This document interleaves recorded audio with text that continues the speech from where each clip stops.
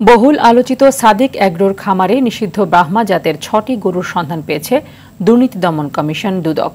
গরুগুলো আবারও সাভারের কেন্দ্রীয় গরু প্রজনন ও দুগ্ধ খামারে পাঠানো হয়েছে।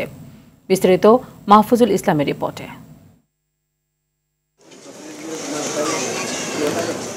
একের পর এক বের হয়ে আসছে সাদিক এগ্রোর নানান অপকর্ম।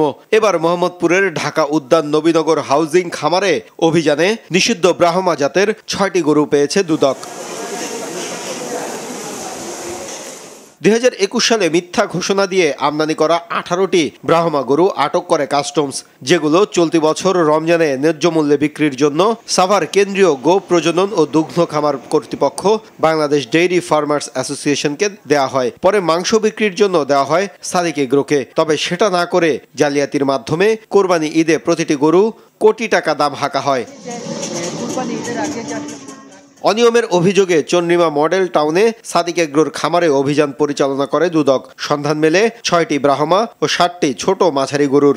মাস ৩ আগে ওনার হলো নিলাম করছিল, নিলাম করে জবাই করে মাংস বিতরণের জন্য ৩ মাস আগে দেওয়া হয়েছিল। এগুলো ৩ মাস আগে জবাই করার কথা, কিন্তু জবাই না করে আজকে তার ফার্মে আমরা লাইভ পেয়েছি। কাস্টমসের নথিতে 18টি গরুর তালিকা রয়েছে, যা সাদিক এগ্রো মিথ্যা ঘোষণায় আমদানি করেছিল।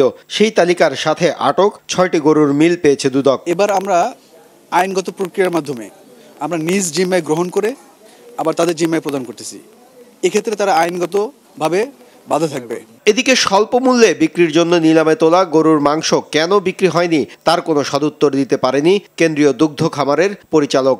এটা জবাই করার কথা ছিল, যেহেতু এটা জবাই হয়নি, যার জিম্মায় এটা আমরা দিয়েছিলাম উনি এক্ষেত্রে সঠিকভাবে দায়িত্ব পালন করেনি। আটক গরুগুলো সাভারের কেন্দ্রীয় গো প্রজনন ও দুগ্ধ খামারের পরিচালকের জিম্মায় দিয়েছে দুদক। মাহফুজুল ইসলাম, RTV, ঢাকা।